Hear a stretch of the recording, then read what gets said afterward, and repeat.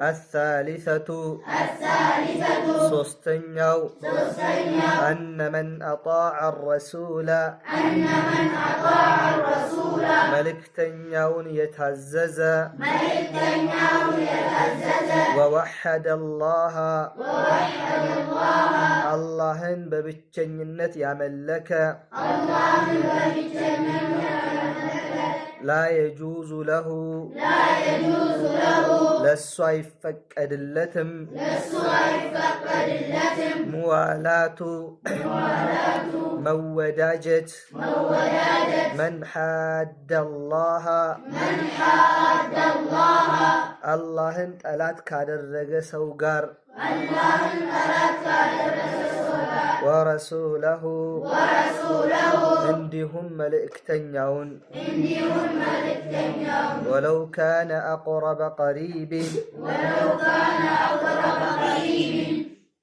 የቅርብ ዘመድ እንኳን ቢሆን والدليل قوله تعالى ማስረጃችን የአላህ ንግግር ነው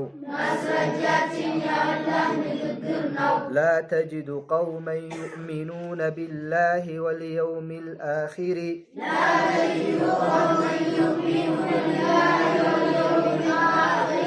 በአላህና በመጨረሻው ቀን ያመኑ ሰዎችን አታገኛቸውም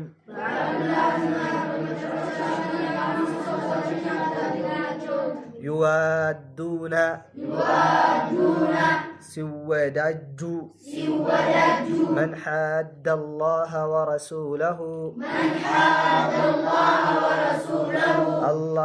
የአላህና መልእክተኛውን ጠላት ولو كانوا آباءهم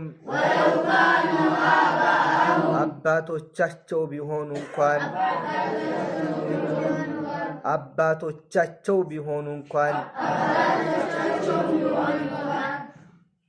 أو أبناءهم ወይም ልጆቻቸው أو إخوانهم ወይም ወንድሞቻቸው أو عشيرتهم ወይንም ዘመዶቻቸው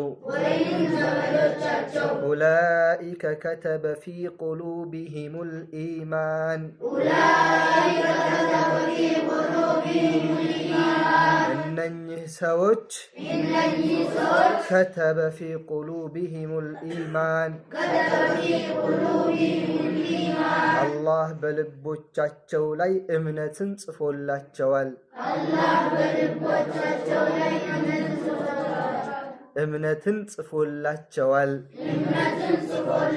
وأيدهم بروح منه ከሱ በሆነ ኃይልም ረድቷቸዋል ويدخلهم جنات ጀነትንም ያስገባቸዋል تجري من تحتها الأنهار ከስሮቿ ወንዞች የሚፈሱባት የሆነች ከስሮቿ ወንዞች የሚፈሱባት የሆነች خالدين فيها በሷም ውስጥ ዘውታሪዎች ናቸው رضي الله عنهم ከነሱም ስራቸውን አላህ ወደደ ورضوا عنه እነሱም ከአላህ የተሰጣቸውን ወደዱ أولئك حزب الله እነኚህ የአላህ ጭፍሮች ናቸው አላ አዋጅ إن حزب الله يا الله ጭፍሮችኮ هم المفلحون እነሱ ናቸው ነፃ ወጪዎች